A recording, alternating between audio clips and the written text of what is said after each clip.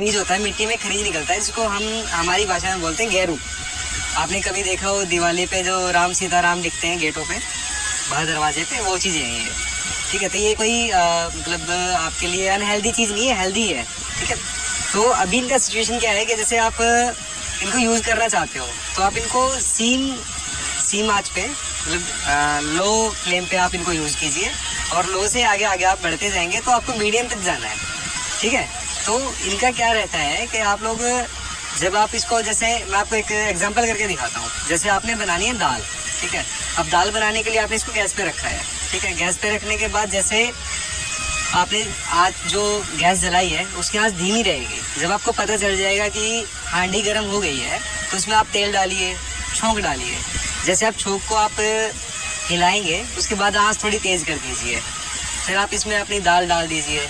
जब इसमें पानी डालने की बात आती है ना, तो उस समय आपको थोड़ा सा पेशेंस रखना है। पेशेंस ये रखना है कि अगर मान लो आपने 1 गिलास पानी डालना है इसके अंदर, तो वो 1 गिलास आपने सीधा नहीं डालना है, आपको धीरे धीरे करके डालना है, ताकि वो इसके टेम्परेचर के साथ मेंटेन रह सके।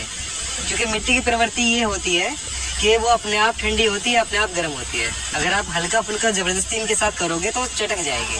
और यही जितने भी हमारे पास कस्टमर आते हैं सभी की यही प्रॉब्लम रहती है कि भैया चटक गया, भैया चटक गया। तो वो चटकने का रीज़न यही है। ठीक है, धीमे आंच में पकाना है, धीमी आंच से मीडियम आंच तक, तेज पे नहीं जाना है। तेज पे आप जा सकते हो, लेकिन जब आपको इस चीज़ का एक्सपीरियंस हो जाएगा तब। ठीक है, अब जैसे हमारे हरियाणा में कहावत है, पहली रोटी गाय की, आखिरी रोटी कुत्ते की। तो वो तो एक कहावत हो गई एक पौराणिक के हिसाब से, लेकिन उसका एक साइंटिफिक रीज़न ये होता है कि जो पहले होते थे मिट्टी के तवे, चूल्हे की आँच जो होती थी वो होती थी कम। तो उस टाइम पे जब धीमी आंच पे जो पहली रोटी पकेगी वो कच्ची रहेगी। कच्ची रोटी गाय के दूध को बढ़ाती है। ठीक है, और जो आखिरी रोटी होती है, अगर हम उस तवे को खाली उतारेंगे तो टेम्परेचर जो है एकदम कम हो जाएगा, जिसकी वजह से तवा टूट जाएगा। तो जो रोटी है हमारी, वो रोटी उस तवे की सारी हीट को कंज्यूम करेगी रात भर, और वो हार्ड हो जाएगी हड्डी की जैसे, तो कुत्ते को अच्छी लगेगी। ठीक है, उसके बाद आप जैसे ये फ्राई पैन है, इसमें आप दूध गर्म करेंगे। ठीक है, इसमें आपको दूध जब आप इसमें गर्म करोगे तो आपको जैसे पुरानी कढ़ावनी में जो दूध मिलता था, गांव का जो दूध मिलता था, जो टेस्ट मिलता था, वही टेस्ट मिलेगा आपको इन चीज़ों में। अब जैसे ये बोतल है, इस बोतल में पानी आप पी रहे हैं।